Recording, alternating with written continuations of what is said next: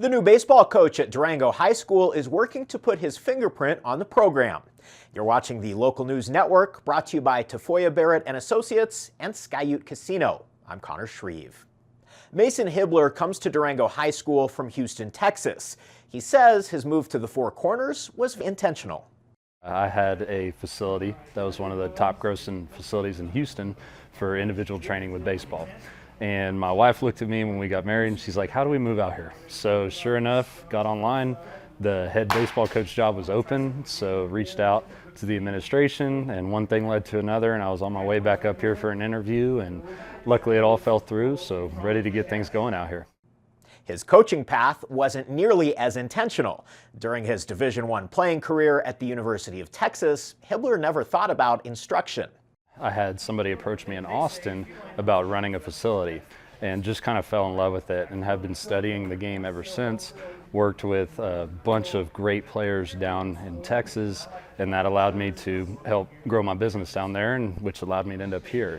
Hibbeler moved to Durango with his wife in December, and despite it not being baseball weather just yet, he's already feeling the buy-in from his players. Guys are starting to show up here at Choice Athletics a lot more. There's a little bit of excitement with myself coming in. This is what I've done full-time once I got out of college. So it's really just the consistency of them kind of figuring out who they are as a player and maximizing that. As a Big 12 Conference champion and College World Series starter, Hibbeler has been around his share of high-end baseball.